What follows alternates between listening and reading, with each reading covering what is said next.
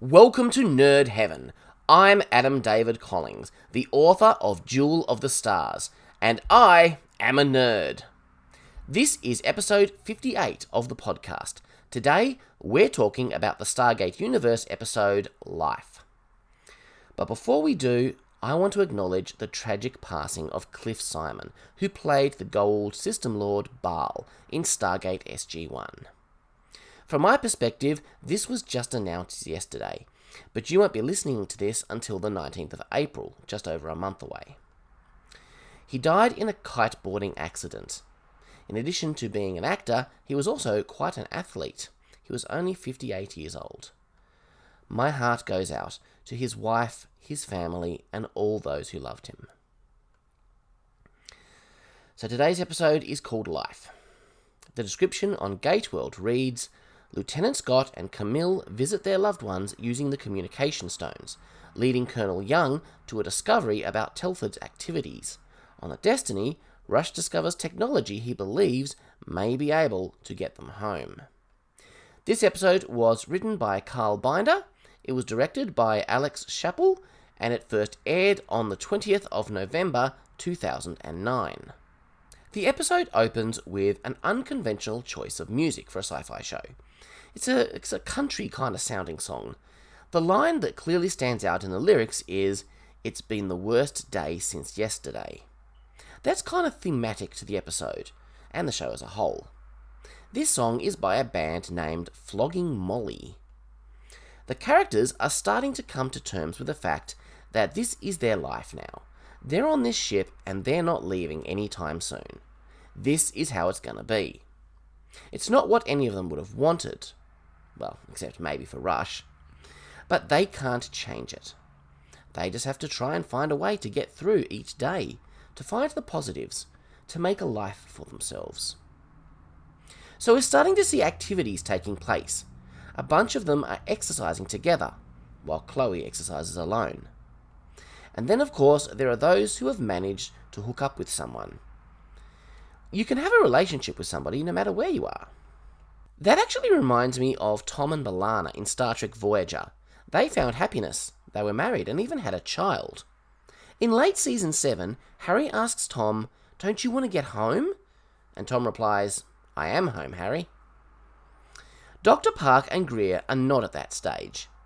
She seems to just be using the activity as stress relief, although I think it might mean more to Greer. But I can definitely see how building a more committed relationship and family would change your perspective on the place where you are. Spencer is in his quarters. I don't think he's still confined. He's taking the last tablet of some kind of medication. I'm not sure what it is, but I imagine it's pretty important. Let's hope he doesn't rely on it to stay alive, for his sake. Telford is still obsessed with stone duty, so that he can get back on board Destiny. But when O'Neill orders him to take a break, he calls up Young's wife.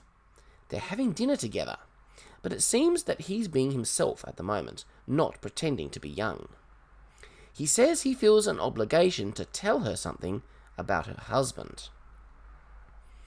Young wants everybody on the ship in shape, and that makes sense. They don't know the dangers they'll face in the future. Physical fitness isn't everything, but if you've got it, it's one less disadvantage you have in a situation.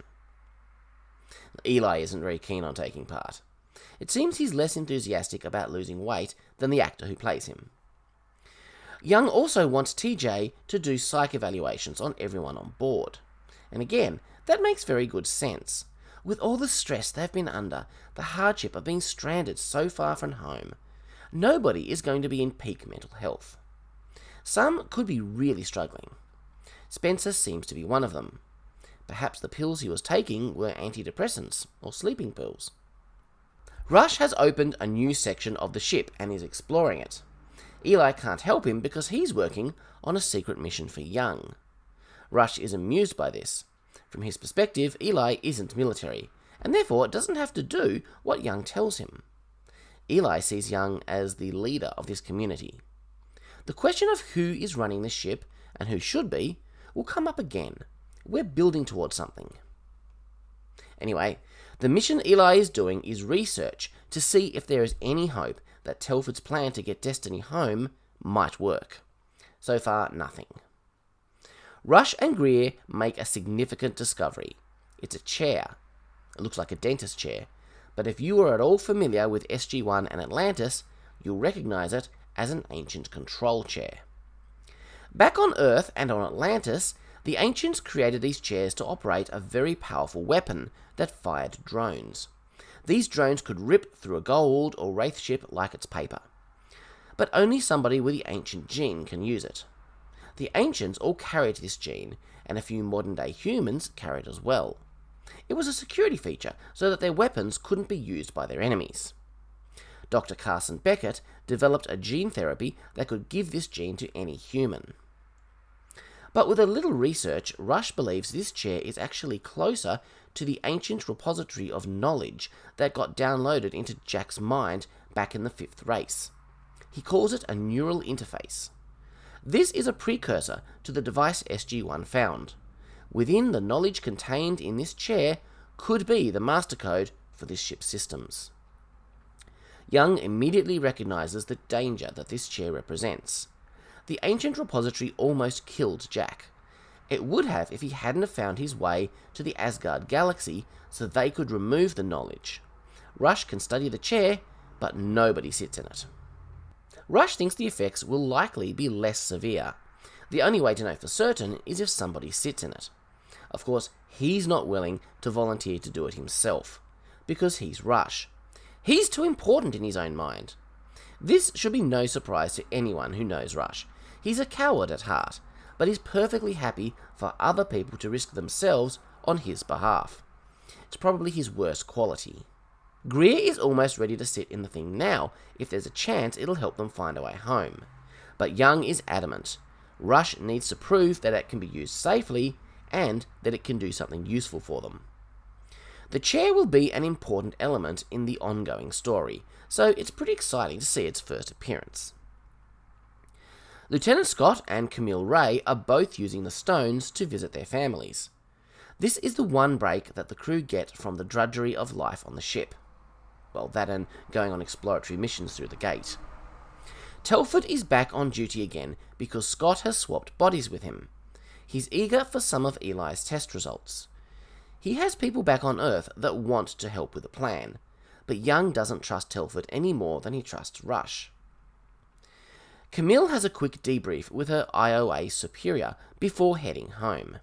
She explains how Rush and Young are at odds, but right now Young seems to be winning. He has control of the ship and crew. She's stuck between them and not sure which is the better camp to join. Her superior makes an interesting suggestion. Why don't you start your own camp? Again, this is sowing the seed of something interesting to come. This episode is doing quite a lot of setup for the future, which is really cool. Scott has received an unexpected letter. Remember back in the pilot, the flashback of a teenage Scott confessing his sins to the priest that raised him? He'd gotten a girl pregnant, and she wasn't planning to keep the baby. Well, she's made contact with him, but she doesn't have clearance to know about the Stargate program, so he has to use a cover story. Camille, on the other hand, has gone home to see her partner Sharon, who apparently has just been told about it all. She's skeptical at first, but Camille speaks to her in what I assume is Mandarin, asking if she's thrown out the ugly chair yet. I'm not sure the exact rules they use to determine who can have clearance, but it makes sense that somebody's next of kin would be informed, whereas an acquaintance from a long time ago would not. Every now and then we cut back to TJ doing psych evaluations on the crew. Like the Kino interviews back in Darkness and Light, these scenes give us little flashes of insight into the various characters. Of course, Rush isn't willing to participate. Greer seems to have a real sore spot where it comes to his father. This will be explored deeper in a later episode. Again, nice foreshadowing. Brody thinks somebody should be allowed to sit in the chair if they volunteer. Franklin thinks it's all politics. Young is resisting at first, so if the chair works, he gets the credit, but if it fails, Rush gets the blame. Brody and Franklin seem to be feeling a bit of kinship with Rush at the moment. All scientists together against the overbearing military colonel. there's a lot more subtle foreshadowing of things to come happening here than I remembered from previous viewings. Camille is enjoying the simple missing pleasures of life, such as a hot water shower and catching up with Sharon, enjoying time together. She makes the interesting observation that food doesn't taste quite right in somebody else's body. She has an emotional moment where she realizes that she's forgotten the rowboat in a picture that hangs on their wall. She's been trying to recreate the image back on Destiny, but she'd completely forgotten the rowboat. This is a very uncomfortable reminder of just how far she is from home most of the time, and it causes her to break down. It's a pretty moving scene. When it comes time for Camilla to go back, Sharon has some encouraging words for her, and promises she'll be here waiting when she makes it back to Earth. But when Camille leaves, all the bravado drops. I think the big theme here is that life may be hard for those stranded on the Destiny, but it's also hard for their loved ones back on Earth. Originally, Camille wasn't going to see her parents. They don't have clearance, so what's the point? In the end, at Sharon's suggestion, she visits them briefly and tells them that Camille is okay. At least she gets to see them. Meanwhile, Scott has found a child all alone at his old girlfriend Annie's house. It's been hours and no sign of Annie. Scott's military chaperone is ready to call child services. And then finally, she arrives home. Scott pretends to be Telford. He tells Annie that Scott is away on a mission. She invites him in, and then he hears her call her son Matthew. She confirms that the boy is Scott's son. She couldn't end the pregnancy. This must be a moment full of many conflicting emotions for Scott. I remember the moment when my wife told me she was pregnant, the 2 times. It was a huge mixture of excitement and anticipation and fear. For Scott, there's the added complication of relief that she kept their son, but also anger that she didn't tell him he was a father. It's the anger that finds expression, and Annie is understandably taken aback. "Why didn't you tell him?" he demands. Not the way a co-worker would usually react. But they get talking. It turns out life as a single mum is pretty hard for Annie, especially since her own mother died. She works as a dancer, and by that I assume she means stripper. Scott is horrified. Annie had planned to go to college and become a lawyer, but those dreams never happened. So Scott organises to have her financially supported so that she can quit her job and go to college. But she says that she's happy with her job. She doesn't see herself as a lawyer anymore. This is really hard for Scott to hear. He wants to save her from the life she's living. Of course he does. But I guess she doesn't want that help. She'd be glad to receive some financial assistance, but I guess she feels it's not Scott's place to come in and dictate what she should be doing with her life after all this time. Rush has made a discovery in the computer.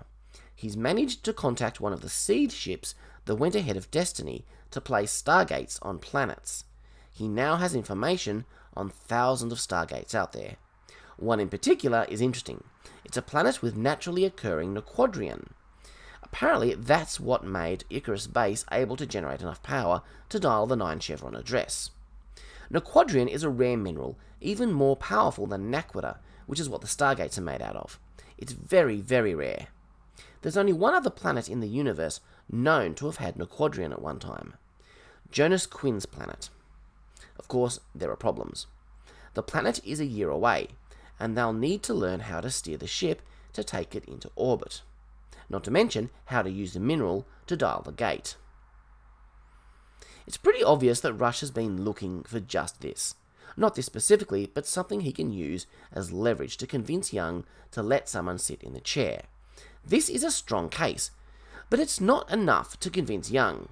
He says the chair is still off limits, and Rush has a year to figure out the master code for the ship. Young wins another round. Most people react to the news positively. There's a way home, even if it is a year away. But Spencer freaks out. He can't manage a whole nother year. He nearly kills Brody when they collide in the hallway. Things are not looking good for that guy. Scott has a dream of sitting and talking with Young's wife. He knows it's her because he met her once. Young theorises it's a residual memory from Telford. There's no proof, of course, but Young now suspects that Telford is hanging out with his wife. Young takes the next opportunity to use the stones and follow Telford to his house to confront him.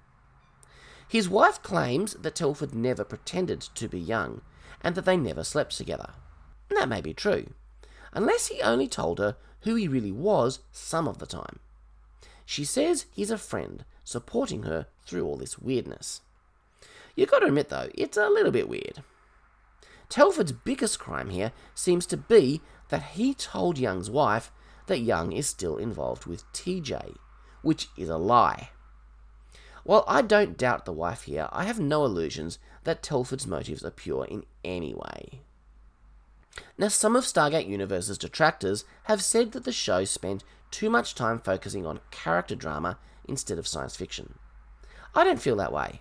I never have. I appreciate all the character stuff the show puts into episodes like this, and SGU is very much a science fiction show in the truest sense of the word.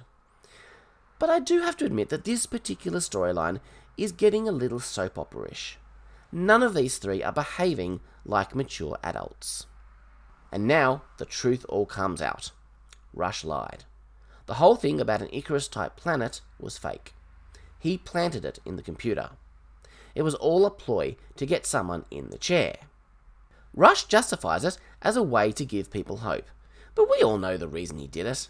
Eventually, Young tells Rush, "If you want to go sit in the chair yourself, be my guest." And Rush shows his true colours. He's not willing to risk it on himself. He wants to risk somebody else. As Young says, "That's what I thought." The episode closes out with a repeat of that same song from the beginning. It's been the worst day since yesterday. After everything, they're all still in that same situation. Nothing has gotten better. There's been new heartaches, but also a few glimmers of hope, such as the plant that one of them has finally managed to get to germinate. In the end, they still just have to pick themselves up each morning and carry on. This episode has a bit of a depressing tone, but that doesn't bother me. It's a day in the life kind of episode for the characters on this ship, and right now, life is pretty hard for all of them. They'll have good days and they'll have bad days, but lately there's been a lot of bad ones. But there is still hope. There is always hope. Next time, we'll be looking at the episode Justice. Things are really starting to heat up with the arc of Season 1 at this point. Some of the things that were set up in life are going to pay off in a big way next time, especially in regards to the Young-Rush relationship. I look forward to talking about it. Please consider leaving a review wherever you listen to podcasts, and spread the word about Nerd Heaven to anyone you think might enjoy it. Have a great 2 weeks, and I'll see you next time. Live long and prosper. Make it so.